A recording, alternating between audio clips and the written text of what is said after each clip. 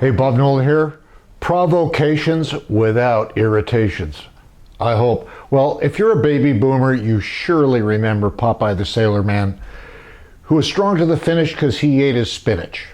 And that's going to be important in what we're talking about today. Well, I'm realizing that this fighting fair and arguing with care stuff could go on forever. So this part 3 will be the end of it.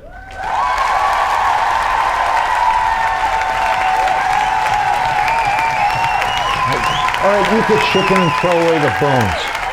Okay? Jeez.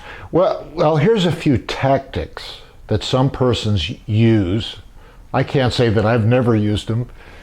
They may not even realize that they are tactics. If a person purposefully uses these, they're probably not going to be beneficial to truly working out relational spats and controversies and arguments.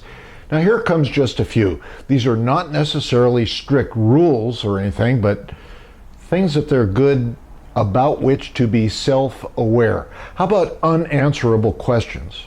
You ever have someone ask you a question, but they're really making a statement at you? Now a really obvious one would be, who do you think you are? Well, that's more of an accusation than a question, right? But there's other questions with insinuations that can be a bit more subtle than that, even nasty. Now here's a decent rule of thumb.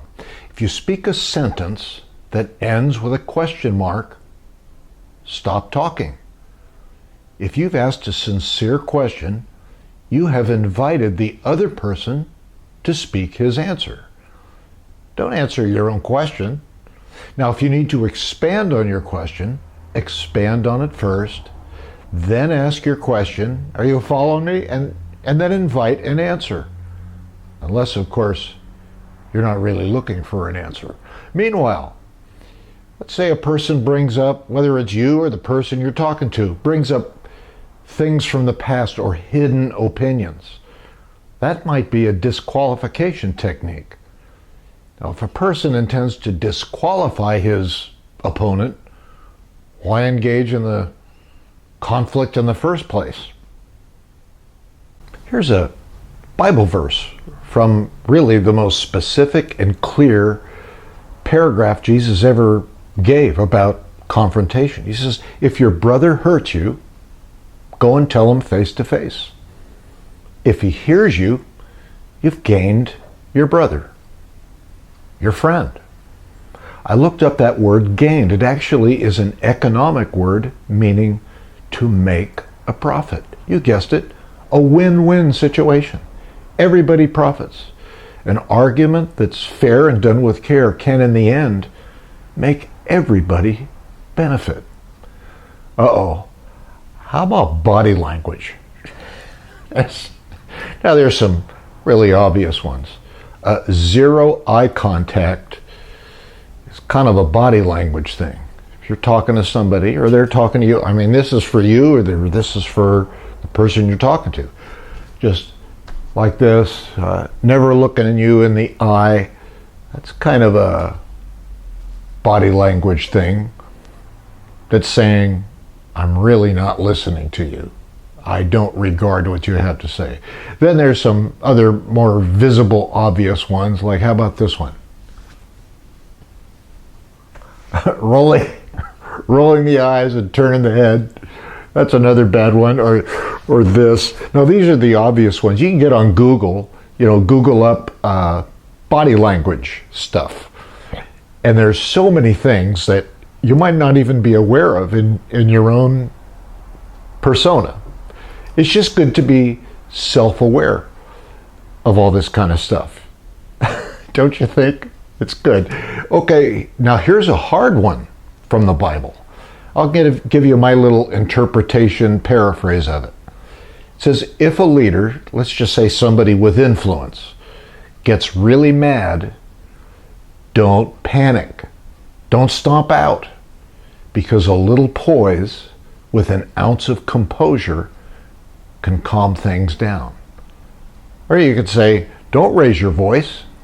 Improve your argument. And a gentle answer turns away anger. but a harsh word stirs up rage. Uh-oh. Well, let's face it, it's almost impossible to have a productive, healthy argument if either person is behaving irrationally. But emotional doesn't necessarily equal irrational. Somebody says, oh, don't be emotional in an argument. What? How can you possibly have no emotions in an argument or confrontation, or sometimes even in just starting a meaningful conversation? Your emotions are your emotions. They might be good, they might be wrong, and it's good to be in control of your emotions, but emotions do not have to descend into unreasonable or irrational or hysterical. Okay, just a final thought or two. Gotta hurry up. It's about defense and offense. You've heard of those, right? There's a couple of cliches used in sports talk. The best defense is a good offense, and the best offense is a good defense. How profound. They're both so true, they're just truisms.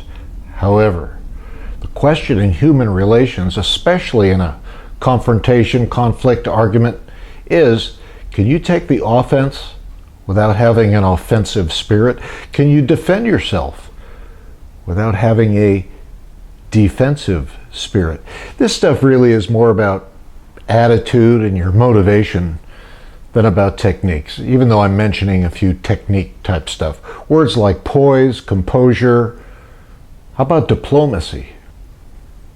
Meaningful conversation or confrontations may never be done absolutely perfectly, but stuff like empathy and listening and hunger for truth can produce better than average results. You'll never do an argument or confrontation perfectly. At least I know I haven't.